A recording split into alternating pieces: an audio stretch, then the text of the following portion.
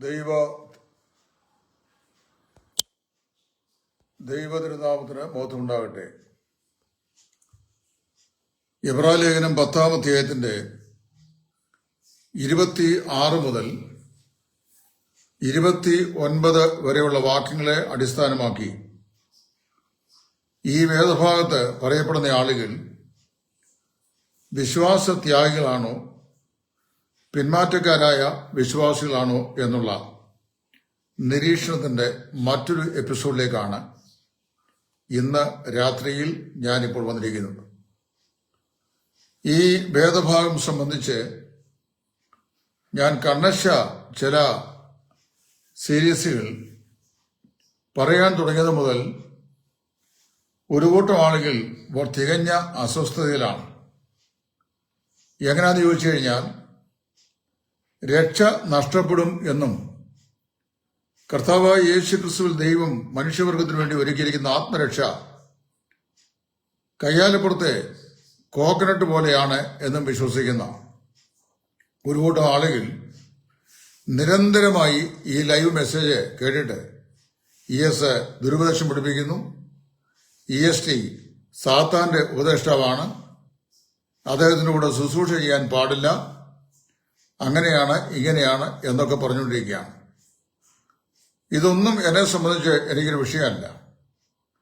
ഞാനൊരു മതപ്രസ്ഥാനത്തിൻ്റെയും വക്താവോ ശുശ്രൂഷകനോ അടിമയായ വ്യാഖ്യാതവോ അല്ല.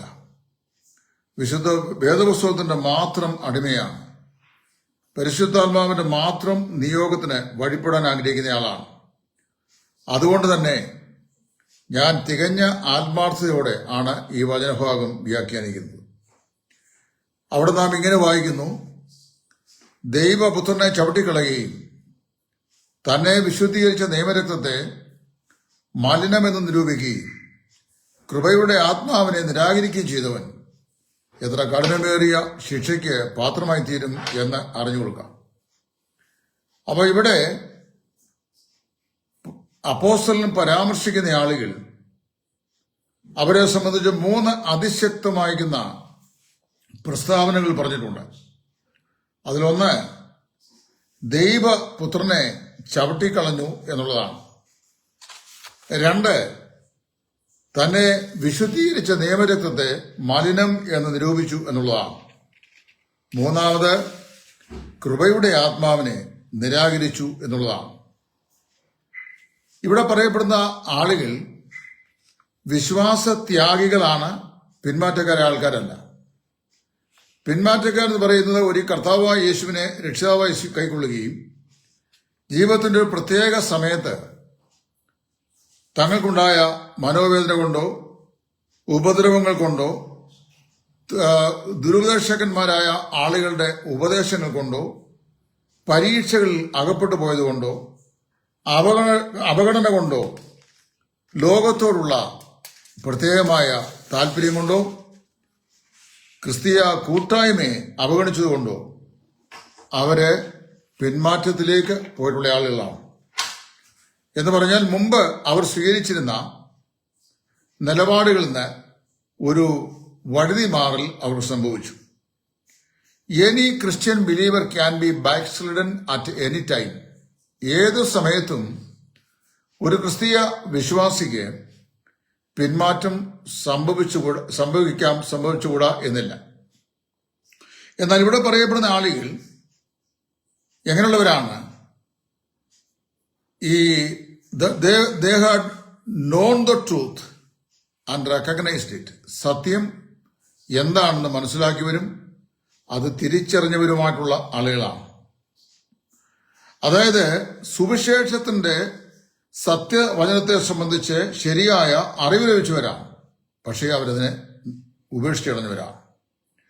2 they had known the truth, recognized the truth and rejected the truth. സത്യത്തെ അറിഞ്ഞു, അത് തിരിച്ചറിഞ്ഞു, അത് അവർ നിരാകരിച്ചു കളഞ്ഞു. ഇവിടെ പറയപ്പെടുന്നത് സത്യത്തിന്റെ പരിജ്ഞാനം പ്രാപിച്ച ശേഷം മനഃപൂർവമായി പാപം ചെയ്തവർ, അങ്ങനെ മനഃപൂർവമായി പാപം ചെയ്തവരാണ്. വിൽഫുള്ളി എന്നാണ് അവിടെ ഇംഗ്ലീഷ് ഇരിക്കുന്നത്. അതിന്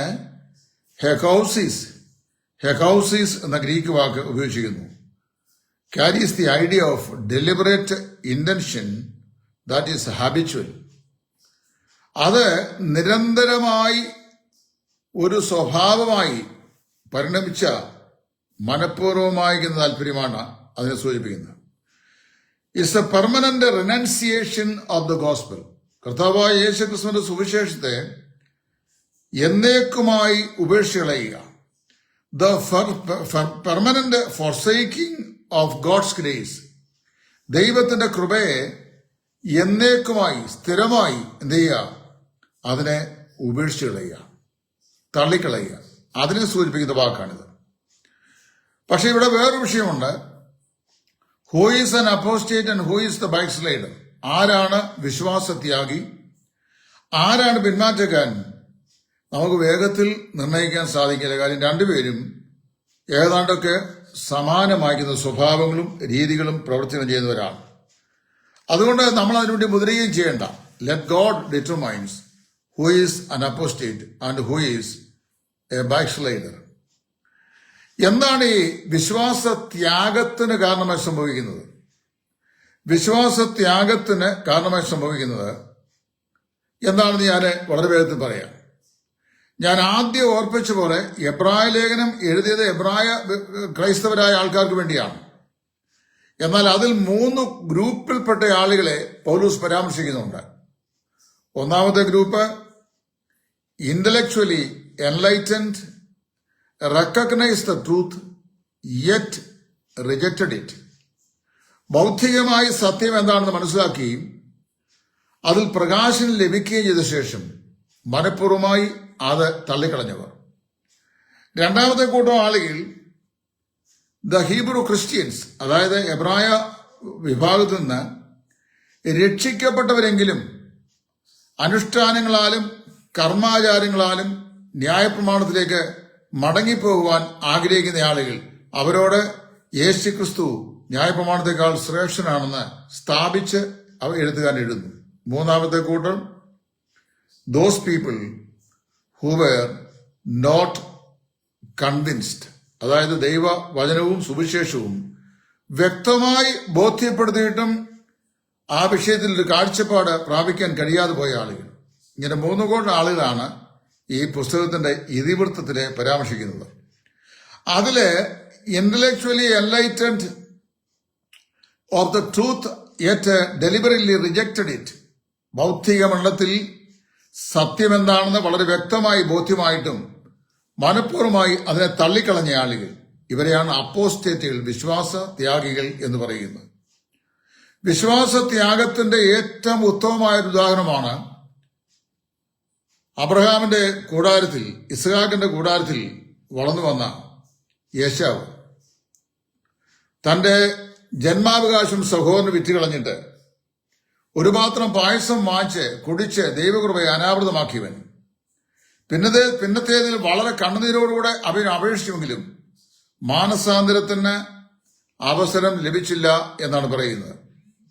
എന്ന് പറഞ്ഞാൽ അബ്രഹാമിന് പ്രത്യക്ഷപ്പെട്ട ദൈവമായ ദൈവത്തെക്കുറിച്ചും അവന്റെ മകനായ ഇസ്ഹാക്കിനെ കുറിച്ചും ദൈവം വാഗ്ദത്തം ഇസ്ഹാക്കിൽ നിവർത്തിച്ചതിനെക്കുറിച്ചും ഇസ്ഹാക്കിന് ലഭിച്ച ദൈവിക അരുളപ്പാടുകളെക്കുറിച്ചും അബ്രഹാമിന് നൽകപ്പെട്ട വാഗ്ദത്തങ്ങളെക്കുറിച്ചും എല്ലാം യാക്കോബ് കേട്ടതുപോലെ കേട്ട വ്യക്തിയാണ് യേശാവ്. പക്ഷെ അവൻ എന്ത് ചെയ്തു? ദൈവകൃപയെ അനാവൃതമാക്കി കളഞ്ഞു. എന്ന് പറഞ്ഞാൽ wilful rejection of the privilege. ദൈവം നൽകിയ അവസരം, ആനുകൂല്യത്തെ മനഃപൂർവ്വമായി എന്ത് ചെയ്തു?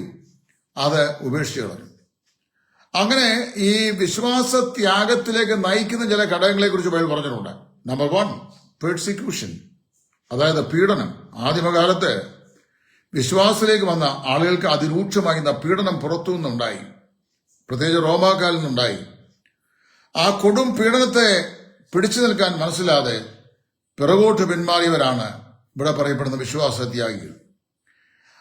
They acted like the born again Christians, what in fact they were not. അവര് വീണ്ടും ജന്മം പ്രാപിച്ച വിശ്വാസികളാണെന്ന് ചിന്തിപ്പിച്ച അല്ലെങ്കിൽ ധരിപ്പിച്ച ആളുകളാണ്. പക്ഷെ അവര് യാഥാർത്ഥ്യത്തിൽ വീണ്ടും ജന്മം പ്രാപിച്ചവരായിരുന്നില്ല. They could not hold on to the persecution the Christians who were facing with. ക്രിസ്തീയ വിശ്വാസികൾ അഭിമുഖീകരിക്കേണ്ടി വന്ന പീഡനങ്ങളെ, ഉപദ്രവങ്ങളെ അവർക്ക് കണ്ടപ്പോൾ അവിടെ അതില് അങ്ങനെയുള്ള അന്തരീക്ഷത്തിൽ മുമ്പോട്ട് പോകാൻ മനസ്സിലാതെ വന്നു. They had been taken away from trusting in the Lord. 2, വിപരീത ഉപദേഷ്ടാക്കന്മാരായ ആളുകൾ. ഇന്ന് ഈ സോഷ്യൽ ഫോറം മുഴുവൻ വിപരീത ഉപദേഷ്ടാക്കന്മാരാണ്. ദൈവവചനം ശരിയായി പഠിക്കാൻ മനസ്സില്ലാത്ത, സത്യവചനത്തെ യഥാർത്ഥമായി സംസാരിക്കുന്ന ആളുകളെ പരിഹസിക്കുന്ന ദുരുപദേഷ്ടാക്കന്മാരായ ആളുകളുടെ കേളിരംഗമായി സോഷ്യൽ ഫോറം മാറിക്കഴിഞ്ഞു. അതിലൊരു ആളാണ് അങ്ങ് നമ്മുടെ ഈ വാഴൂർ പ്രദേശത്ത് നിന്ന് അമേരിക്കയിൽ പോയി അവിടുത്തെ സുഭിക്ഷതയിൽ കഴിഞ്ഞുകൊണ്ട് ഇന്നലെ എന്നെ സാത്താന്റെ ഉപദേശിയെന്ന് സംബോധന ചെയ്ത തോമസ് കെ മാത്യു എന്ന് പറയുന്ന ആൾ. അദ്ദേഹം പറയുന്നത് എന്തറിയാമോ? എന്നെ ഹെർമറ്റിക്സ് പഠിപ്പിക്കുക. 6-7 കൊല്ലം സെമിനാരിയിൽ പഠിച്ച, ജീവിതം മുഴുവൻ പട്ടിണി കിടന്ന് സുവിശേഷത്തിന് വേണ്ടി കഷ്ടം സഹിച്ച 10-44 വർഷമായി കർത്താവിന് വേലായിരിക്കുന്ന എന്നെ അദ്ദേഹം ഹെർമറ്റിക്സ് പഠിപ്പിക്കുകയാണ്. അതായത് ഒരു വചനഭാഗം വ്യാഖ്യാനിക്കുമ്പോൾ ES 10:26 മുതലുള്ള വാക്കുകൾ മാത്രം നിന്നാണ് സംസാരിച്ചത്, ബാക്കിയൊന്നും പറഞ്ഞില്ലെന്ന്. ഞാൻ ആദ്യം പറഞ്ഞപ്പോൾ തന്നെ എബ്രായ ലേഖനത്തിലെ ആരെല്ലാം ഉപദേശമാണ് പൗലോസ് എഴുതിയത് അല്ലെങ്കിൽ എഴുത്തുകാരൻ എഴുതിയതെന്ന് ഞാൻ വ്യക്തമായി പറഞ്ഞതാണ്. ഈ ദുരുപദേഷ്ടാക്കന്മാർ അവരെ വിശ്വാസത്യാഗത്തിലേക്ക് ആളുകളെ നയിക്കുന്ന ഒരു കൂട്ടരാണ്. 3, പരീക്ഷകൾ, ജീവിതത്തിലെ temptations. Sometimes apostasy is triggered by temptation. പരീക്ഷകൾ കൊണ്ട് പലപ്പോഴും വിശ്വാസത്യാഗം പ്രോജ്വലമാകാറുണ്ട്. ഈ ലോകത്തിന്റെ വസ്തുതകളിലേക്ക്, യാഥാർത്ഥ്യങ്ങളിലേക്ക്, കണ്ണഞ്ചേപ്പിക്കുന്ന കാര്യങ്ങളിലേക്ക് പെട്ടെന്ന് നമ്മുടെ മനസ്സിനെ അകറ്റിക്കളയുന്നു. ആ ദേവാസനെ പോലെ അവർ എന്ത് ചെയ്തു? ദൈവകൃപ ഉപേക്ഷിച്ച് മാറിപ്പോകുന്നു. 4, നെഗ്ലക്ഷൻ, അവഗണന. അത് വിശ്വാസത്യാഗത്തിന്റെ മറ്റൊരു ഏറ്റവും ദുഃഖപൂർണമായ ഒരു ഭാവമാണ്. A person can put off deciding for Christ so long that he loses the opportunity. ദൈവം നൽകുന്ന അവസരങ്ങളെ മനഃപൂർവ്വമായി അവഗണിച്ച് കളയാൻ, എനിക്കത് വേണ്ട എന്ന് പറഞ്ഞ് കളയാൻ തയ്യാറാകുന്ന ആളുകൾ. അടുത്തത് ക്ലിങ്ങിങ് ടു ദി ഓൾഡ്. അതായത് പഴയ സ്വഭാവങ്ങൾ, പഴയ ആചാരങ്ങൾ, പഴയ പ്രവൃത്തികൾ ഇവയിൽ കടിച്ച് ഞാന്ന് കിടക്കാൻ ആഗ്രഹിക്കുന്ന ആളുകൾ. And finally forsaking Christian fellowship. ക്രിസ്തീയ കൂട്ടായ്മ ഉപേക്ഷയായി വിചാരിക്കുന്നു. അതുകൊണ്ടാണ് ചിലർ ചെയ്യുന്ന പോലെ നിങ്ങൾ സഭായോഗങ്ങളെ ഉപേക്ഷയായി വിചാരിക്കരുത് എന്ന് വളരെ വ്യക്തമായി പറഞ്ഞിട്ടുള്ളത്. അപ്പൊ ഈ എബ്രായർ 10:26 മുതലുള്ള വാക്യങ്ങളിൽ പറയപ്പെടുന്ന ആളുകൾ എങ്ങനെയുള്ളവരാണ്? അവരെക്കുറിച്ച് 3 വിശേഷങ്ങളാണ് പുസ്തകം പറയുന്നത്. 1, ദൈവപുത്രനെ ചവിട്ടിക്കളഞ്ഞവർ. വളരെ ശ്രദ്ധിച്ച് കേൾക്കണം. ദൈവപുത്രനെ ചവിട്ടിക്കളഞ്ഞ ആളുകൾ എന്ന് പറഞ്ഞു കഴിഞ്ഞാൽ ദേ റിജക്റ്റഡ് ദി ഗോഡ്ഹെഡ്. ദൈവതത്വത്തെ തന്നെ അവർ ഉപേക്ഷിച്ച് കളഞ്ഞു. ദൈവതത്വത്തിൽ 3 വ്യക്തികളുണ്ട് നമ്മൾ പഠിക്കുന്നത്: പിതാവ്, പുത്രൻ, പരിശുദ്ധാത്മാവ്. ഈ അപ്പോസ്റ്റേറ്റ് ചെയ്ത ആദ്യത്തെ വിഷയം എന്താണ്? അവര് ദൈവപുത്രനെ ചവിട്ടിക്കളഞ്ഞു എന്ന് പറഞ്ഞു കഴിഞ്ഞാൽ വേസ്റ്റപ്പ് ചെയ്തു, നെഗ്ലക്ട് ചെയ്തു. To have trampled underfoot means to have scorned, to have counted as worthless. എന്ന് പറഞ്ഞു കഴിഞ്ഞാൽ ഉപയോഗമില്ലാത്തവനായി, പരിഹാസ്യതനായി, അവഹേളിതനായി, ആവശ്യമില്ലാത്തവനായി ദൈവപുത്രനായ യേശുക്രിസ്തുവിനെ കാണുക. ദൈവം വിശുദ്ധീകരിച്ച് ലോകത്തിന്റെ രക്ഷയ്ക്ക് വേണ്ടി ഭൂമിയിലേക്ക് അയച്ച ദൈവപുത്രനെ എന്ത് ചെയ്തു? ചവിട്ടിക്കളഞ്ഞു എന്ന് പറഞ്ഞു കഴിഞ്ഞാൽ അവനെ പരിഹാസ്യതനായി അവർ ചിത്രീകരിച്ചു. അവനെ പ്രയോജനമില്ലാത്തവനായി കണ്ടു. Counter worthless. അങ്ങനെ ചെയ്യാൻ അവരെന്ത് ചെയ്തു? പിതാവായ ദൈവത്തെ തള്ളിക്കളഞ്ഞവരാണ്. പിതാവായ ദൈവം ഭൂമിയിലേക്ക് മനുഷ്യന്റെ രക്ഷയ്ക്ക് വേണ്ടി അയച്ച തന്റെ ഏകജാതനായ പുത്രൻ യേശുക്രിസ്തുവിനെ ചവിട്ടിക്കളഞ്ഞു എന്ന് പറഞ്ഞു കഴിഞ്ഞാൽ പിതാവിനെ ചവിട്ടിക്കളഞ്ഞു എന്നതിന്റെ അർത്ഥം എന്താ? കർത്താവ് യോഹന്നാൻ സുവിശേഷത്തിൽ പറഞ്ഞത്, എന്നെ കൈക്കൊള്ളുന്നവൻ എന്റെ പിതാവിനെ കൈക്കൊള്ളുന്നു. അതായത് എന്നെ അയച്ചവനെയും കൈക്കൊള്ളുന്നു. അതിന്റെ ഓപ്പോസിറ്റ് എന്ന് പറഞ്ഞാൽ എന്നെ ഉപേക്ഷിക്കുന്നവൻ എന്നെ അയച്ചവനെയും എന്ത് ചെയ്യുന്നു? ഉപേക്ഷിക്കുന്നു. അപ്പോൾ ദൈവത്തിനെ ചവിട്ടിക്കളഞ്ഞപ്പോൾ, അല്ലെങ്കിൽ അവനോട് അവഗണന കാണിച്ചപ്പോൾ, അവനെ വേസ്റ്റ് ആയിട്ട് കണക്കാക്കിയപ്പോൾ, യൂസ്ലെസ് ആയി കണക്കാക്കിയപ്പോൾ, and when they had scorned him, അവനെ പരിഹസിച്ചപ്പോൾ എന്ത് ചെയ്തു? They have trampled the God the Father under the foot. പിതാവായ ദൈവത്തെ അവരെ ചവിട്ടിക്കളയുകയായിരുന്നു. ഈ വിശ്വാസത്യാഗികൾ അവരെ ദൈവത്തിനായ യേശു ക്രിസ്തുവിനെയും തള്ളിക്കളഞ്ഞു. അതാണ് രണ്ടാമത്തെ പ്രമേയം. ദൈവത്തിനെ ചവിട്ടിക്കളയുകയും. 2, തന്നെ വിശുദ്ധീകരിച്ച നിയമരക്തത്തെ. ചെവിയുള്ളവരത് ചെവി തുറന്ന് കേൾക്കട്ടെ. എവിടെയെങ്കിലും പോയി ഏതെങ്കിലും ഒരു വാക്യത്തിന്റെ വാലറ്റം പിടിച്ചിട്ട് ഇത് അങ്ങനെയാണെന്ന് പറയുന്നവർ അന്ധന്മാരെ ആനയെ കാണാൻ പോയതുപോലെയാണ്. ആനയുടെ വാലയെ പിടിച്ചവൻ ആന ചൂല് പോലെയാന്ന് പറഞ്ഞ പോലെയാ ചില ആളുകളുടെ വേദപുസ്തകയാക്കിയാൻ. ഇവിടെ നോക്കുക, തന്നെ വിശുദ്ധീകരിച്ച നിയമരക്തം. ഒരു 90% ആളുകളോട് ഞാൻ സംസാരിച്ചിട്ടുണ്ട്. ഈ 90% ആൾക്കാർക്കും ഈ വേദഭാഗം ആരെക്കുറിച്ച് പറയുന്നെന്ന് അറിയാൻ വയ്യ. അവിടെ ദൈവപുത്രനെ തള്ളിക്കളയുകയും തന്നെ വിശുദ്ധീകരിച്ച നിയമരക്തത്തെ. ആരെ വിശുദ്ധീകരിച്ചത്? നമ്മയല്ല. എബ്രായ ലേഖനം വായിക്കുന്ന വിശുദ്ധന്മാരെ വിശുദ്ധീകരിച്ച കാര്യമല്ല ഈ പറയുന്നത്. എന്നെയും നിങ്ങളെയും വിശുദ്ധീകരിച്ച കാര്യമല്ല, തന്നെ വിശുദ്ധീകരിച്ച. The blood which sanctified him. ആരാണ് ഹിം? അല്ലെ ആരാണ് ദം? കർത്താവായ യേശു. ഹാഗിയാസോ എന്ന ഗ്രീക്ക് വാക്കാണ് ഇവിടെ ഉപയോഗിച്ചിരിക്കുന്നത്. ഹാഗിയാസോ എന്ന ഗ്രീക്ക് വാക്കിന് to place apart for a particular purpose or set apart for a particular purpose. ഒരു പ്രത്യേക ഉദ്ദേശത്തിനായി വേർതിരിക്കുക എന്നാണ് അർത്ഥം. ലോകസ്ഥാപനത്തിന് മുമ്പേ താൻ ഭൂമിയിൽ സൃഷ്ടിക്കാൻ പോകുന്ന മനുഷ്യൻ പാപം ചെയ്താൽ പാപത്തിന് പരിഹാരമായ യാഗമായി തീരേണ്ടതിന് തന്റെ ഏകജാതനായ പുത്രനെ നിത്യതയിൽ വെച്ച് തന്നെ സ്വർഗത്തിലെ ദൈവം, പിതാവായ ദൈവം നമുക്ക് വേണ്ടി അവനെ വിശുദ്ധീകരിച്ചു എന്ന് പറഞ്ഞാൽ വേർതിരിച്ചു.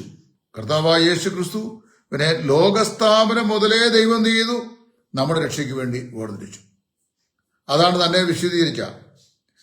അപ്പോ തന്നെ വിശുദ്ധീകരിച്ച നിയമരക്തം എന്ന് പറഞ്ഞു കഴിഞ്ഞാൽ നമ്മുടെ പാപങ്ങൾക്ക് വേണ്ടി ദൈവം ലോകസ്ഥാപനത്തിന് മുമ്പ് തന്നെ വേർതിരിച്ച പുത്രനായ യേശു ക്രിസ്തുവിന്റെ നിയമരക്തം എന്ന് പറഞ്ഞാൽ പാപത്തിന്റെ പരിഹാരത്തിനായിട്ടുള്ള നിയമത്തിന്റെ രക്തം, അല്ലെങ്കിൽ പുതിയ നിയമത്തിന്റെ രക്തം.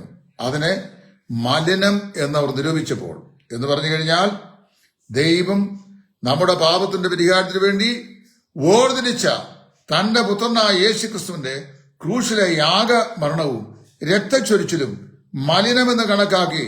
And they regarded Christ blood as A common blood. കർത്താവായ യേശു ക്രിസ്തുവിന്റെ രക്തത്തെ മറ്റേ ആരുടെയും രക്തം പോലെ തന്നെയുള്ള രക്തമായി കണക്കാക്കി. അപ്പോൾ അവർ ചെയ്തു? ദൈവപുത്രനെ ചവിട്ടിക്കളഞ്ഞു, തന്നെ വിശുദ്ധീകരിച്ച നിയമരക്തത്തെ മലിനം എന്ന് നിരൂപിച്ചു. തന്റെ പുത്രനായ യേശു ക്രിസ്തു കാൽവരിലെ ക്രൂശിൽ നമ്മുടെ പാപങ്ങൾക്ക് വേണ്ടിയാണ് യാഗമായി തീർന്നതെന്നും ഇനി പാപങ്ങൾക്ക് വേണ്ടി ഒരു യാഗവും അവശേഷിക്കുന്നില്ല എന്നും സർവ്വയാഗങ്ങളുടെയും പരിസമാപ്തിയാണ് ക്രിസ്തുവിന്റെ ക്രൂശിലെ പരമമായ യാഗത്തിൽ അരങ്ങേറുന്നത് എന്നും പരിശുദ്ധാത്മാവായ ദൈവം നിരന്തരമായി അവരുടെ ഹൃദയങ്ങളോട് ഏർപ്പെട്ട് സംസാരിച്ചുകൊണ്ടിരുന്നു. പക്ഷേ എന്ത് ചെയ്തില്ല? പരിശുദ്ധാത്മാവിന്റെ ആലോചനയ്ക്ക് അവർ വിധേയപ്പെട്ടില്ല. അങ്ങനെ ദൈവപുത്രനായ യേശു ക്രിസ്തുവിനെ ഹൃദയം കൊണ്ട് ചവിട്ടിക്കളഞ്ഞപ്പോൾ പിതാവായ ദൈവത്തെ ഹൃദയം കൊണ്ട് ഉപേക്ഷിച്ചവർ പിന്നെ തന്റെ പുത്രനായ യേശു ക്രിസ്തുവിനെ നമ്മുടെ പാപത്തിന്റെ പരിഹാരത്തിന് വേണ്ടി നിത്യതയിൽ വെച്ച് തന്നെ വിശുദ്ധീകരിച്ച ദൈവം നമുക്ക് വേണ്ടി തന്റെ പുത്രന്റെ രക്തം ക്രൂശിൽ ചൊരിഞ്ഞതിനെ മലിനമെന്ന് അവർ കണക്കാക്കിയപ്പോൾ പുത്രനായ യേശു ക്രിസ്തുവിനെ അവർ നിരാകരിച്ചു. ഒടുവിൽ ആ ക്രിസ്തുവിന്റെ രക്തം മുഖാന്തരമായി മനുഷ്യവർഗത്തിന് ലഭിക്കാനുള്ള പാപത്തെക്കുറിച്ചുള്ള കുറ്റബോധം ദൈവം പരിശുദ്ധാത്മാവ് മുഖാന്തരമായി അത് നൽകിയിട്ടും പരിശുദ്ധാത്മാവിന്റെ ജെന്റിൽ ഗ്രേഷ്യസ് ലീഡിങ്ങിനെ, സുന്ദരമായിരിക്കുന്ന ശാന്തമായ കൃപാധിഷ്ഠിതമായിരിക്കുന്ന തന്റെ പരിശുദ്ധാത്മാവിന്റെ ആ നടത്തിപ്പിനെ വിധേയപ്പെടാൻ കഴിയാതെ അവനെ അവഗണിച്ചു കളഞ്ഞെങ്കിൽ അങ്ങനെയുള്ളവരെ സംബന്ധിച്ച് എതിരികളെ ദഹിപ്പിക്കുവാനുള്ള അതിശക്തമാക്കുന്ന കോപാഗ്നിയും ഭയങ്കരമാക്കുന്ന ന്യായവിധിയെക്കുറിച്ചുള്ള പ്രതീക്ഷയും മാത്രമേ ഉള്ളൂ എന്നാണ് പറയുന്നത്. അപ്പോൾ വാസ്തവത്തിൽ ഇവിടെ പറയപ്പെടുന്ന ആളുകൾ രക്ഷിക്കപ്പെട്ടവരല്ല. ഇവിടെ പറയപ്പെടുന്ന ആളുകൾ കൃപയ്ക്ക് അധീനരായി തീർന്നവരല്ല. ഇവിടെ പറയപ്പെടുന്ന ആളുകൾ സഭയുടെ അംഗങ്ങളല്ല. ഇവിടെ പറയപ്പെടുന്ന ആളുകൾ വീണ്ടും ജന്മം പ്രാപിച്ചവരല്ല. ഇവിടെ പറയുന്നവർ ദൈവഭവനത്തിലേക്ക് ദത്തെടുക്കപ്പെട്ടവരല്ല. അവർ ആത്മമുദ്ര പ്രാപിച്ചവരല്ല. അവര് വാസ്തവത്തിൽ ദൈവസഭയുടെ ഭാഗവാക്കുകളായി തീർന്നവരല്ല. അവരെങ്ങനെയുള്ളവരാണ്? പിതാവായ ദൈവത്തെ ചവിട്ടിക്കളഞ്ഞവർ, പുത്രനായ യേശു ക്രിസ്തുവിനെ മലിനമെന്ന് നിരൂപിച്ചവർ, ഈ ക്രിസ്തുവിൽ കൂടിയുള്ള രക്ഷാമാർഗത്തെ അനിവാര്യമെന്ന് ബുദ്ധിയുപദേശം ചെയ്ത പരിശുദ്ധാത്മാവിനെ അവഗണിച്ചു കളഞ്ഞവർ. അങ്ങനെയുള്ളവരെ സംബന്ധിച്ച് പറയുന്നത് എന്താണ്? അതിഭയാനകമായ ഒരു ന്യായവിധിയും ഭയങ്കരമായ ഒരു ന്യായവിധിയും എതിരികളെ ദഹിപ്പിക്കുവാനുള്ള ക്രോധാഗ്നിമേ അങ്ങനെയുള്ളവർക്കുള്ളൂ. അവരെ കുറിച്ച് പറയുകയാണ്, ഇനിയും പാപങ്ങൾക്ക് വേണ്ടി യാതൊരു യാഗവും ശേഷിക്കാതെ. ഇനിയും പാപത്തിന് വേണ്ടി ഒരു യാഗമില്ല. കാരണം ക്രിസ്തുവിന്റെ യാഗം പാപത്തിന് വേണ്ടിയുള്ള ഏറ്റവും ഒടുവിലത്തെ യാഗമാണ്. അതാണ്. എന്നാൽ ലോകാവസാനത്തിങ്കിൽ സ്വന്തം യാഗത്താൽ പാപങ്ങൾക്ക് പരിഹാരം വരുത്തുവാൻ അവൻ ഒരിക്കൽ പ്രതിഷ്ഠനായി. കർത്താവായ യേശു ക്രിസ്തുവിന്റെ ഈ 2000 വർഷങ്ങൾക്ക് മുമ്പ് ഈ ഭൂമിയിലേക്ക് ആഗതമായ തന്റെ ആ വരവിന്റെ ലക്ഷ്യം എന്ന് പറയുന്നതാണ് പാപത്തിന് പരിഹാരം വരുത്തുക എന്നുള്ളതായിരുന്നു. ഇനി അങ്ങനെ ഉള്ള ആളുകൾ, ദൈവപുത്രനെ ചവിട്ടിക്കളഞ്ഞവർ, തന്നെ വിശുദ്ധീകരിച്ച ദൈവരക്തത്തെ, അതായത് നമ്മുടെ നീതീകരണത്തിന് വേണ്ടി ദൈവം വിശുദ്ധീകരിച്ച് വേർതിരിച്ച ദൈവപുത്രനായ യേശു ക്രിസ്തുവിന്റെ പുതിയ നിയമത്തിന്റെ രക്തം, അതായത് പാപക്കറയെ സമ്പൂർണമായി കഴുകിക്കളയുന്ന നിയമത്തിന്റെ രക്തത്തെ മല്ലമെന്ന് നിരൂപിച്ച കൃപയുടെ ആത്മാവിന്റെ നടത്തിപ്പിനെ നിരാകരിച്ചു കളഞ്ഞ ആളുകൾക്ക് ഉള്ള ഏക പ്രതീക്ഷ എന്താണ്? എതിരികളെ ദഹിപ്പിക്കുന്ന ക്രോധാഗ്നിയും ഭയങ്കരമായ ന്യായവിധിയുള്ളൂ. ഇത് സൂചിപ്പിക്കാനാണ് 10-ാം അധ്യായത്തിന്റെ 30-31 വാക്കിൽ ധരിച്ചിരിക്കുന്നത്. അതായത്, for we know him who said vengeance is mine, I will repay and again the Lord will judge his people. പ്രതികാരം എനിക്കുള്ളത്, ഞാൻ പകരം ചെയ്യും, ദൈവം തന്റെ ജനത്തെ ന്യായം വിധിക്കും എന്ന് പറയും. മനസ്സിലായോ ഇവിടെ? അപ്പൊ ഈ കോണ്ടെക്സ്റ്റിലാണ് ഈ വേദഭാഗം ഇവിടെ പറയപ്പെട്ടിരിക്കുന്നത്. അപ്പൊ ഇന്ന് വാസ്തവത്തില് ഈ ഇവിടെ പരാമർശിക്കപ്പെടുന്ന അപ്പോസ്റ്റേറ്റുകൾക്ക് ഇനി ഉള്ള ഏക പ്രതീക്ഷ എന്താണ്? അത് ഭയങ്കരമായ ഒരു ന്യായവിധി, എതിരികളെ ദഹിപ്പിക്കുന്ന ക്രോധാഗ്നി. നമ്മുടെ കർത്താവായ യേശു മത്തായിയുടെ സുവിശേഷത്തിൽ പറയുമ്പോൾ അവിടെ അവരുടെ പുഴു ചാകുന്നില്ല, തീയെ കിടുന്നില്ല, എല്ലാവരും തീയാൽ ഉപ്പിടപ്പെടും എന്ന് പറഞ്ഞിട്ടുണ്ട്.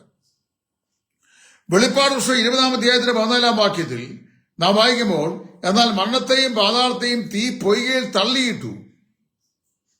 ഈ തീപ്പൊയ്ക രണ്ടാമത്തെ മരണം എന്ന് പറഞ്ഞു കഴിഞ്ഞാൽ, പിതാവായ ദൈവത്തെ ഉപേക്ഷിച്ച പുത്രനായ യേശു ക്രിസ്തുവിനെ മല്ലമെന്ന് നിരൂപിച്ച കൃപയുടെ ആത്മാവിനെ വേണ്ട എന്ന് പറഞ്ഞ് തള്ളിപ്പറഞ്ഞ ഈ വിശ്വാസത്യാഗികളായ ആളുകൾക്ക് വേണ്ടി ഇനി അവശേഷിക്കുന്നത് ഭയങ്കരമായ ഒരു ന്യായവിധിയും എതിരികളെ ദഹിപ്പിക്കുവാനുള്ള ക്രോധാഗ്നിയുമുള്ളൂ.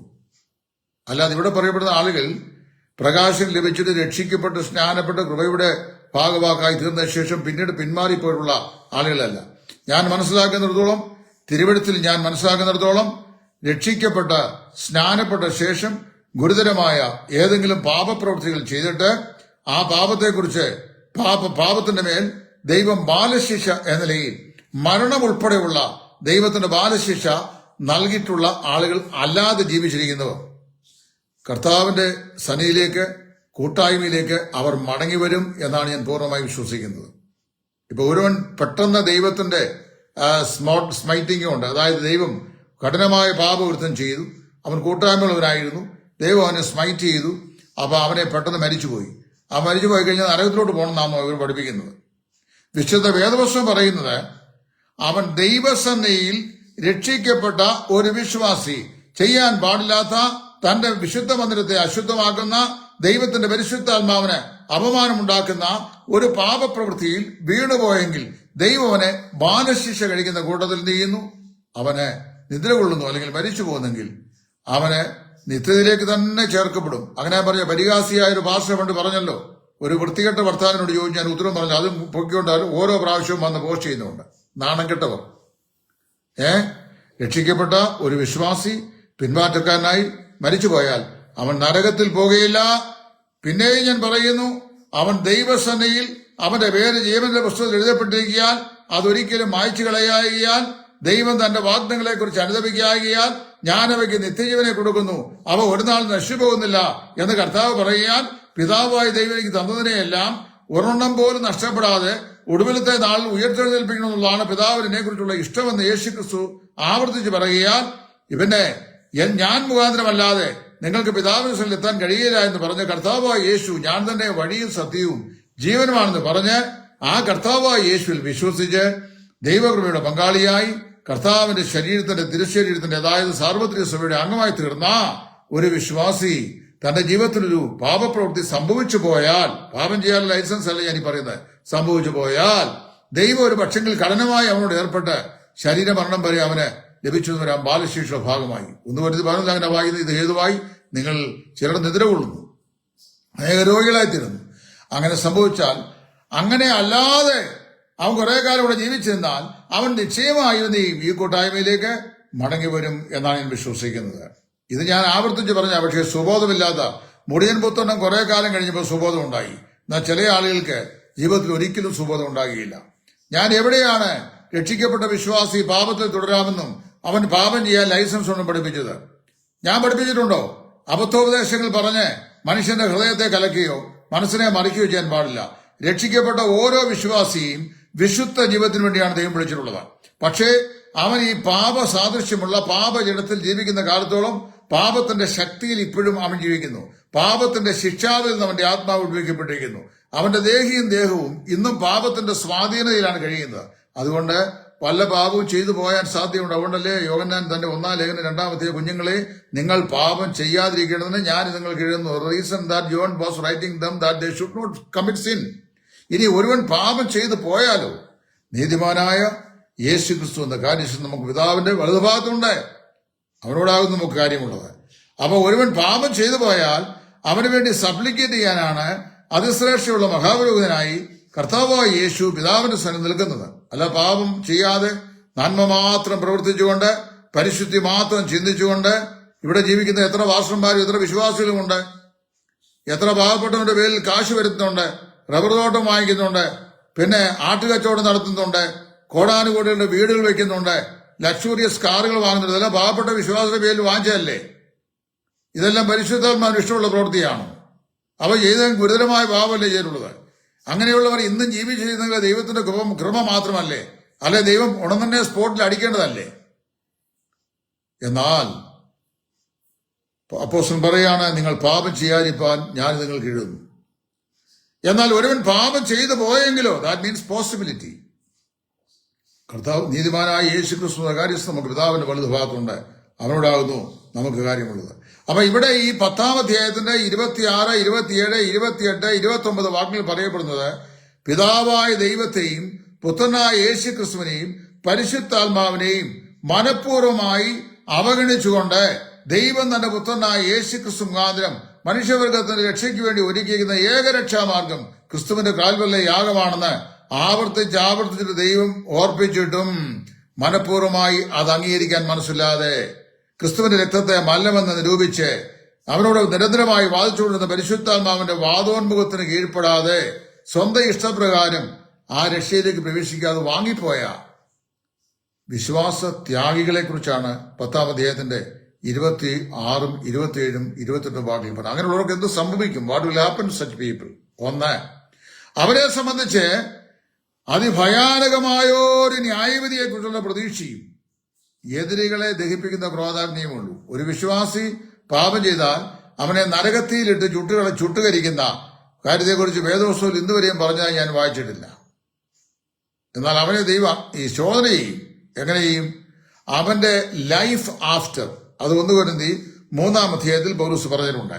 തീ തന്നെ അതിനെ ശോധന ചെയ്യും. ഒരുവൻ ഈ അടിസ്ഥാനത്തിന്മേൽ പൊന്നെ, വെള്ളി, വിലയേറിയ കല്ല്, മരം, പുല്ല്, വൈക്കോൽ ഇതുകൊണ്ട് പണിയുന്നെങ്കിൽ അവന്റെ പ്രവൃത്തി വെളിപ്പെട്ടു വരും. തീ തന്നെ അത് ശോധന ചെയ്യും. ഒരുവൻ ചെയ്ത പ്രവൃത്തി നിലനിൽക്കും എങ്കിൽ അവന് പ്രതിഫലം ലഭിക്കും, അല്ല വെന്തുപോയെങ്കിലോ അവന് ഛേദം വരും. അടുത്ത വാക്യം ശ്രദ്ധിക്കണം, താനോ രക്ഷിക്കപ്പെടും എന്നാൽ തീയിൽ കൂടി എന്ന് പറയത്രേ. എന്ന് പറഞ്ഞു കഴിഞ്ഞാൽ രക്ഷിക്കപ്പെട്ടൊരു വിശ്വാസ ജീവിതത്തിൽ ഏതെങ്കിലും തരത്തിലുള്ള പാപം സംഭവിച്ചാലും എന്ത് ചെയ്യും? അവന്റെ രക്ഷയ്ക്ക് യാതൊരു തകരാറും സംഭവിക്കുന്നില്ല. അത് തന്നെയാണ് വേദപുസ്തകം പറയുന്നത്. ഇത് പറയും കാൽവിൻ എങ്ങാണ്ട് കിടന്ന ഫ്രഞ്ചുകാരനായിരിക്കുന്ന ഒരു കാൽവിനെയും ചമച്ച് പടച്ചോണ്ട് ഇങ്ങോട്ട് വരും. Who curse Calvin? ഞാൻ കാൽവിന്റെ കഞ്ഞിച്ചട്ടിക്കകത്ത് ആഹാരം കഴിക്കുന്ന ആളാണ്. ഈ കാൽവിനെ കുറിച്ച് പറയാൻ എനിക്ക് വിശുദ്ധ വേദപുസ്തകം വ്യക്തമല്ലേ? വെള്ളം പോലെ എന്റെ മുമ്പാ കിടക്കുകയല്ലേ ദൈവത്തിന്റെ വചനം. പിന്നെ ഞാനിതിനാ 17-ാം നൂറ്റാണ്ടിൽ ജീവിച്ചിരുന്ന 54 വയസ്സ് ഒരു മാത്രം ജീവിച്ചിരുന്ന വിപരീതോപദേശം പഠിപ്പിച്ചിട്ട് മരിച്ചുപോയ കാൽവിനെ കുറിച്ച് പറഞ്ഞുകൊണ്ടിരിക്കുന്നത്. കുറെ പേരെ സൂക്കേടാണ് Calvin Calvin Calvin. What is that? ദൈവവചനം പറയുന്നു ദൈവപുത്രനെ ചവിട്ടിക്കളഞ്ഞാൽ ദൈവം വിശുദ്ധീകരിച്ച നിയമത്തിന്റെ രക്തം കർത്താവായ യേശുക്രിസ്തുവിന്റെ നിയമരക്തത്തെ മല്ലം നിരൂപിച്ചാൽ കൃപയുടെ ആത്മാവിനെ നിരാകരിച്ച. ഇവിടെ ഈ തെറ്റായി ചിന്തിക്കപ്പെടുന്ന എവിടെ, രക്ഷ നഷ്ടപ്പെടുന്നത് പഠിപ്പിക്കുന്ന എവിടെ അറിയാമോ? തന്നെ വിശുദ്ധീകരിച്ച നിയമരക്തം എന്ന് പറയുന്നത് വിശ്വാസികളെ വിശുദ്ധീകരിച്ച നിയമരക്തം എന്നാണ് ഇവർ വ്യാഖ്യാനിക്കുന്നത്. അങ്ങനെയല്ല എൻ്റെ അപ്പു. അവിടെ പറയുന്നത് ക്രിസ്തുവിനെ വിശുദ്ധീകരിച്ച, അതായത് ക്രിസ്തുവിനെ ദൈവം നമ്മുടെ നീതീകരണത്തിനായി വിശുദ്ധീകരണത്തിനായി സ്വർഗത്തിൽ നിന്ന് വേർതിരിച്ചു എന്നാണ് വായിക്കുന്നത്. അങ്ങനെ ദൈവം അവനെ പ്ലേസ് അപ്പാർട്ട് ചെയ്തു. അതിന്റെ ഒരു നിഴലാണ് പുറപ്പാട് പുസ്തകം 1 വായിക്കുന്ന പെസഹ കുഞ്ഞാട്. ആബീബ് മാസം 10-ാം തീയതി അതിനെ വേർതിരിക്കുന്നു. ദി ലാംബ് വാസ്, അവിടെ ഹാഗിയാസോ എന്ന ഗ്രീക്ക് വാക്കിന് തത്തുല്യമാകുന്ന ഹീബ്രു പദം ഉപയോഗിക്കുന്നത്. ഹാഗിയാസോ എന്നൊരു തുല്യം, അതായത് വേർതിരിച്ച് വെക്കുക, പ്രത്യേക ഉദ്ദേശം വേർതിരിക്കുക. ആബീബ് മാസം 10-ാം തീയതി അതിനെ വേർതിരിക്കുന്നു. 14-ാം ദിവസം സന്ധ്യാസമയം വരെ അതിനെ സൂക്ഷിക്കുന്നു. 14-ാം ദിവസം സന്ധ്യാസമയത്ത് അതിനെ അറുക്കുന്നു. അത് തന്നെയല്ലേ കൊരിന്ത്യലേഖനത്തിൽ അപ്പോസ്തലൻ പറയുന്നത്, നമ്മുടെ പെസഹ കുഞ്ഞാടും അറുക്കപ്പെട്ടിരിക്കുന്നു ക്രിസ്തു തന്നെ. ഗ്രഹിക്കാൻ അല്പമെങ്കിലും മനസ്സുണ്ടെങ്കിൽ, റിബല്യസ് മൈൻഡ്, മാത്സരിക മനസ്സില്ലാതിരിക്കുന്നെങ്കിൽ, പിന്നെ താന്താങ്ങൾ നിൽക്കുന്ന സഭയുടെ അടിസ്ഥാനം തെറ്റിയ വിപരീത ഉപദേശത്തിന്റെ അടിമകൾ അല്ലാത്ത ആളുകൾക്ക് ഞാൻ ഈ പറയുന്ന കാര്യം മനസ്സിലാവും. ഞാനൊരു സഭയുടെയും അടിമയല്ല. സഭാ മെമ്പർഷിപ്പ് കൊണ്ട് ഞാൻ വേർപാടുകാരൻ വിശ്വാസിയാണ്. എന്നാൽ ഞാൻ ആരുടെ അടിമയല്ല. എന്നോട് ആരെങ്കിലും സ്നേഹത്തിന്റെ ആത്മാവിൽ ബ്രദറെ ആ പറഞ്ഞ വേദഭാവം അങ്ങനെ തന്നെയാണോ എന്നൊന്ന് പുനഃപരിശോധിന്ന് പറഞ്ഞാൽ 9 വട്ടം പരിശോധിക്കുന്നവയാണ്. പക്ഷേ വല്ല വേദവിപരീതികളും ദൈവത്തിന്റെ പരിശുദ്ധാത്മാവ് പോലും ചിന്തിക്കാത്ത രക്ഷാനഷ്ടം അടിച്ചേൽപ്പിക്കാൻ തെളിവായി പറയപ്പെട്ടിരിക്കുന്ന ഇതുപോലുള്ള വേദഭാഗങ്ങളെ കൂട്ടിക്കൊണ്ട് വന്നേച്ച് അങ്ങനെയല്ല ഇങ്ങനെയാന്ന് പറഞ്ഞു കഴിഞ്ഞാൽ എങ്ങനെ അംഗീകരിക്കാൻ സാധിക്കും? ഇവിടെ പറയപ്പെടുന്ന ഈ ആളുകൾ ആർക്ക്? ഈ ദൈവത്തിനെ ചവിട്ടിക്കളഞ്ഞ, പിന്നെ തന്നെ വിശുദ്ധീകരിച്ച നിയമരക്തത്തെ മല്ലവും നിരൂപിച്ച, കൃപയുടെ ആത്മാവിനെ നിരാകരിച്ചു കളഞ്ഞ വിശ്വാസത്യാഗികളായ ഈ ആളുകൾക്ക് 2 പ്രതീക്ഷ ജീവിതത്തിനുള്ളൂ. 1, അതിഭയാനകമായ ന്യായവിധി. 2, എതിരികളെ ദഹിപ്പിക്കുന്ന ക്രോധാഗ്നി. ഇത് രണ്ടും വിശ്വാസികൾക്കല്ല, അവിശ്വാസികൾക്കായി പറയപ്പെട്ടിരിക്കുന്നതാണ്. ജീവപുസ്തകത്തിൽ പേരെഴുതി കാണാതെ ഏവനെയും തീപ്പുകയിൽ തലയിടും. വിശ്വാസിയെ തീപ്പുകയിൽ തലയിടുന്നതായിട്ട് പറഞ്ഞിട്ടില്ല. അവന് അഗ്നിജ്വാലയ്ക്ക് സമാനമായ ക്രിസ്തുവിന്റെ നയനങ്ങളുടെ മുമ്പാകെ അവന്റെ പ്രവൃത്തിയെ ശോധന ചെയ്യുന്നതായി 1 കൊരിന്ത്യർ 3-ാം അധ്യായത്തിൽ പറഞ്ഞിട്ടുണ്ട്. അപ്പോൾ ചിലത് വെന്തുപോകും, ചില പ്രവൃത്തികൾ വെന്തുപോകും. അതുപോലെ എന്നാൽ താനോ രക്ഷിക്കപ്പെടും. വളരെ വ്യക്തമായി താനോ രക്ഷിക്കപ്പെടും. എന്നാൽ കീഴിൽ കൂടി ആസിഫ് ത്രൂ ദി ഫയർ എന്ന് വ്യക്തമായി പറഞ്ഞിട്ടില്ലേ? പക്ഷേ ഈ രക്ഷാനഷ്ടവാദികളുടെ ശാപം എന്നാ ചോദിച്ചു കഴിഞ്ഞാൽ, ദൈവം തന്റെ പുത്രന്റെ ചങ്കിലെ ചോര കൊണ്ട് മനുഷ്യവർഗത്തിന് ഒരുക്കിയ ദൈവത്തിന്റെ നിത്യമായ രക്ഷ തുമ്മിയാൽ തെറിക്കുന്ന മൂക്ക് പോലെ, കയ്യാലെ പുറത്തിരിക്കുന്ന നാളികേരം പോലെയാണെന്നാ ഇവർ പഠിപ്പിക്കുന്നത്. അറിയാവോ എത്ര പാസ്റ്റർമാരുണ്ട് രക്ഷിക്കപ്പെട്ട ശേഷം പാപം ചെയ്യാത്തവർ? രക്ഷിക്കപ്പെട്ട ശേഷം കൊരള പറയാത്ത പാസ്റ്റർമാരാരുണ്ട്? രക്ഷിക്കപ്പെട്ട ശേഷം പാവപ്പെട്ടവർ ഇല്ലാത്ത അനാചാരയുടെ പേരിൽ കാശുണ്ടാക്കുന്ന എത്ര പാസ്റ്റർമാർ എനിക്കറിയാം. ഇല്ലാത്ത പ്രവർത്തനത്തിന്റെ പേരിൽ കാശ് വിരിക്കുന്നവരെ അറിയാം. ഇതൊന്നും പരിശുദ്ധാത്മാവിനെതിരെ ചെയ്യുന്ന പാപങ്ങളൊന്നും അല്ലേ? രക്ഷപ്പെടുന്ന പാപങ്ങളല്ലേ? ഞാൻ കൂടുതൽ അതിലേക്ക് പ്രവേശിക്കാൻ ആഗ്രഹിക്കുന്നില്ല. ഇപ്പൊ വരും EST പറയുന്ന ദുരുപദേശമാണെന്ന് പറഞ്ഞുകൊണ്ടിരിക്കുന്നത്. ഇത് പറഞ്ഞുകൊണ്ട് രാവുകൾ പറഞ്ഞുകൊണ്ടിരിക്കുകയല്ല, വല്ല പ്രയോജനമുണ്ടോ? ധൈര്യമുണ്ടെങ്കിൽ, കഴകമുണ്ടെങ്കിൽ, ചങ്കൂറ്റമുണ്ടെങ്കിൽ, ദൈവത്തിനും അറിയാമെങ്കിൽ എന്ത് ചെയ്യുക? ഞാൻ ഈ പറഞ്ഞ വ്യാഖ്യാനത്തെ കണ്ണിക്കാൻ ഞാൻ നിങ്ങളുടെ ദൈവനാമത്തിൽ സ്വാഗതം ചെയ്യുന്നു. ഇതൊക്കെ കേൾക്കാൻ പോലും മനസ്സില്ല. പറയുന്ന കാര്യങ്ങൾ അങ്ങനെയാണോ എന്ന് ചിന്തിക്കാൻ പോലും മനസ്സില്ല.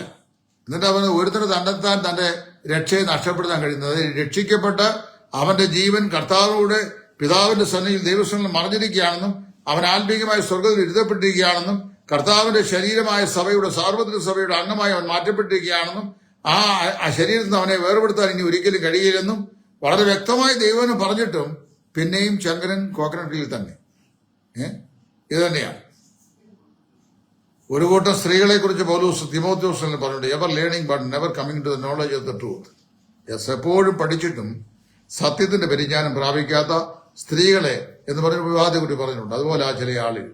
ദൈവം നിങ്ങളെ സഹായിക്കട്ടെ. എനിക്ക് നിങ്ങളോടൊക്കെ വളരെ സ്നേഹവും അപ്പോൾ തന്നെ സഹതാപവും ഉള്ളൂ. ഞാൻ ദൈവവചനം പഠിച്ചിട്ടാണ് പറയുന്നത്, വായിച്ചിട്ടാണ് പറയുന്നത്, അല്ല ഒരു സഭയ്ക്ക് വേണ്ടി പറയല്ല. ലോകത്തിൽ ഏതെങ്കിലും ഒരു ബ്രദറുകാരൻ, ഏത് ബ്രദറുകാരനായി എന്നെ ഇത് പഠിപ്പിക്കാൻ നിയോഗിച്ചത് അല്ലെങ്കിൽ എന്നെ പ്രോത്സാഹനമുണ്ട്, ഞാൻ പറയുന്നതിനെതിരെ കലുഷ്യത്തെ കുത്തിക്കൊണ്ടിരിക്കുന്നവരാ കൂടുതലുള്ളത്. അത് തന്നെ ശ്രദ്ധയിലാണല്ലോ കാര്യം. കഴിഞ്ഞ ദിവസം രാജുവായനോട് പറഞ്ഞ പോലെ ഞാൻ ഇടുന്ന ഒരു പ്രസന്റേഷനകത്ത് 0.1% ബ്രദറുകാരൻ പോലും ഒരു ലൈക്ക് അടിക്കുന്നില്ല. കാര്യം ലൈക്ക് അടിക്കാത്തതിന് 3 കാരണങ്ങളാണ്. ഒന്ന്, പരസ്യമായി ലൈക്ക് അടിച്ചാൽ പള്ളി ഭ്രഷ്ടരാകുന്നുള്ള ഭയം. 2, എന്നേക്കാൾ മെച്ചമായി ഇവൻ സംസാരിക്കുന്നതിനെ അംഗീകരിക്കാൻ എനിക്ക് മനസ്സില്ല എന്നുള്ള അസൂയ. 3, ഞാനെങ്ങാനും ലൈക്ക് അടിച്ചു കഴിഞ്ഞാൽ ഇവന് പറഞ്ഞ കാര്യം സത്യമാണെന്ന് ഞാൻ സമ്മതിച്ചല്ലോ എന്നുള്ള ഈ നെഗറ്റീവ് ആറ്റിറ്റ്യൂഡ്. അതുകൊണ്ടാണ് ചെയ്യാതെ. എനിക്ക് ആരുടെയും ലൈക്ക് ആവശ്യം. ഞാൻ ലൈക്കിന് വേണ്ടി സംസാരിക്കുന്നതിനെ അല്ല ഒരു മനുഷ്യൻ പോലും. പക്ഷെ എന്റെ മെസ്സേജുകൾ കേട്ടിട്ട് അതിനകത്ത് പ്രതികരിക്കുകയോ ലൈക്ക് അടിക്കുകയോ ചെയ്ത് 95% ബന്ധുക്കോസുകാർ സഹോദരന്മാരാണ്. കാര്യം അവർക്ക് എന്റെ മനോഭാവവും എന്റെ സമീപനവും എന്റെ രീതികളും ഒക്കെ നന്നായിട്ട് അറിയാം. മനസ്സിലായോ? ഞാൻ ഉള്ള കാര്യം ഉള്ളതുപോലെ തുറന്നു പറയുന്ന സംസാരിക്കുന്ന ഒരു ദൈവദാസനാണ്. ഉള്ള കാര്യം ഉള്ളതുപോലെ തുറന്നു പറഞ്ഞു കഴിഞ്ഞാൽ അത് ആളുകൾക്ക് ഇഷ്ടപ്പെടുകയില്ല എന്നുള്ളത് ആളുകൾ പൊതുവായ യാഥാർത്ഥ്യം. അപ്പോൾ ഉള്ള കാര്യം ഉള്ളതുപോലെ പറയണം. അത് ഇഷ്ടപ്പെടുകയില്ല ആൾക്കാർക്ക്. കാരണം ഓരോരുത്തരും ഓരോ സഭ അപ്പുറത്തോട്ട് ഇപ്പുറത്ത് ഈ 2 കഴികോലിളക്കി ഓരോ പേരിലുണ്ടാക്കി അതിന്റെ പാസ്റ്റർമാരായിട്ട് ഇരിക്കുകയാണ്. ഇരുന്ന ശേഷം ഓരോരുത്തരും ഓരോ ഉപദേശവും. അതെവിടുന്നാ കിട്ടുന്നേ? 6-7 കൊല്ലം സെമിനാരി വിദ്യാഭ്യാസം ചെയ്ത ലോകത്തിലെ പ്രശസ്തന്മാരാകുന്ന ഹെർമനറ്റിക്സ് അധ്യാപകന്മാര് വേദപുസ്തകത്തിന്റെ വ്യാഖ്യാന ശാസ്ത്രം എന്നെ പഠിപ്പിച്ചിട്ടുണ്ട്. എന്നെ ബൈബിൾ സ്കൂളിന്റെ പടി കാണാത്തവരെന്ന് പറയുക, ഞാൻ വ്യാഖ്യാനിക്കേണ്ടത് ഇങ്ങനെ ആയിരിക്കണം, അങ്ങനെ ആയിരിക്കണം, അവിടുത്തെ ഉത്തരവ് പോലെ ഞാൻ വ്യാഖ്യാനിക്കാം. അപ്പൊ അത് വളരെ തൃപ്തിയായിരിക്കുമല്ലോ. അതിന് വേറെ ആളിനെ അന്വേഷിക്കണം, എന്നെ കിട്ടുകയില്ല. I am not a slave to somebody. ഞാൻ ആരുടെയും അടിമയൊന്നുമല്ല. കർത്താവിന്റെ പരിശുദ്ധാത്മാവിന്റെ അടിമയാണ്. ദൈവവചനത്തിന്റെ അടിമയാണ് ഞാൻ. വചനം എന്ത് പറയുന്നു അതങ്ങനെ തന്നെ പറയുന്നു. If you like you listen it, if you don't like you throw it away. അതിന് നിങ്ങൾക്ക് സ്വാതന്ത്ര്യമുണ്ട്. ഞാൻ എന്ത് ചെയ്യണം? അപ്പൊ അതുകൊണ്ട് ദൈവവചനം പറയുന്ന കാര്യങ്ങളെ ചോദ്യം കൂടാതെ അനുസരിക്കുന്ന പ്രകടനമാണ് എനിക്കുള്ളത്. അത് ഈ വിഷയത്തിൽ മാത്രമല്ല, അനുസരിക്കാൻ ദൈവം പറയുന്ന ഏത് ഉപദേശ വിഷയത്തിനും ഞാൻ അങ്ങനെ തന്നെയാണ് നിലപാട്. അത് ഏറെക്കുറെ എന്നെ അറിയാതെ എല്ലാവർക്കും അറിയുകയും ചെയ്യാം. There is no compromise with the word of God. I am very sorry. എബ്രായലേഖനം 10-ാം അധ്യായത്തിന്റെ 26 മുതൽ 29 വാക്കുകൾ പറയപ്പെടുന്ന വിഭാഗം പിന്മാറ്റക്കാരായ വിശ്വാസികളെ കുറിച്ചല്ല, ദൈവവചനത്തിന്റെ പ്രകാശനം ശക്തമായി ലഭിച്ചിട്ടും വസ്തുതകൾ നേരിട്ട് ബോധ്യപ്പെട്ടിട്ടും അടയാളങ്ങളും അത്ഭുതങ്ങളും വീര്യപ്രവർത്തനം കണ്ടിട്ടും യേശുക്രിസ്തു തന്നെയാണ് യഹൂദന്മാരുടെ ചിരകാല പ്രതീക്ഷിത മെശിഹ എന്ന് അറിഞ്ഞിട്ടും രക്ഷിക്കപ്പെടാത്തവന് നരകമുണ്ടെന്നുള്ളത് തീർച്ച ബോധ്യപ്പെട്ടിട്ടും മനഃപൂർവ്വമായി ആ ദൈവവചനത്തെ ക്രിസ്തുവിനെ അംഗീകരിക്കാതെ നിത്യനാശത്തിലേക്ക് തള്ളപ്പെടുവാൻ എഴുതി തള്ളപ്പെട്ട വിശ്വാസത്യാഗികളെ കുറിച്ചാണ്. അവർക്കാണ് ഭയങ്കരമായ ന്യായവിധിയും പിന്നെ എതിരെകളെ ദഹിപ്പിക്കുന്ന ക്രോധാഗ്നിയും വെച്ചിരിക്കുന്നു. അവർക്ക് വേറെ മാർഗം. ഇന്ന് ഒരു മനുഷ്യൻ നരകത്തിയിലേക്ക് എറിയപ്പെടുന്നെങ്കിൽ അതിനുള്ള ഏക കാരണം ദൈവം ഒരുക്കിയ രക്ഷാമാർഗമായ യേശു ക്രിസ്തുവിൽ അവൻ വിശ്വസിച്ചില്ല, അവനെ രക്ഷിതമായി അംഗീകരിച്ചില്ല എന്നുള്ള ഏക കാരണമാണ്. അല്ലാതെ വേറെ ഒരു മാർഗവുമില്ല. അതുകൊണ്ട് ദയവായി നിങ്ങളെ നെഗറ്റീവായി കമന്റ് ചെയ്യുന്നതിന് മുമ്പ്, എന്നെ ശപിക്കുന്നതിന് മുമ്പ്, അപലപിക്കുന്നതിന് മുമ്പ്, ദുരുപദേഷ്ടമായി മുദ്ര കുത്തുന്നതിന് മുമ്പ് ദയവായി ഈ വേദഭാഗം വായിക്കുക, പഠിക്കുക, മനസ്സിലാക്കുക, ഗ്രഹിക്കുക. പരിശുദ്ധാത്മാവായ ദൈവം അതിന് നിങ്ങൾക്ക് ഏവർക്കും കൃപ നൽകട്ടെ എന്ന് പ്രാർത്ഥിച്ചുകൊണ്ട് തൽക്കാലം നിർത്തുന്നു. ദൈവം എല്ലാവരെയും അനുഗ്രഹിക്കട്ടെ.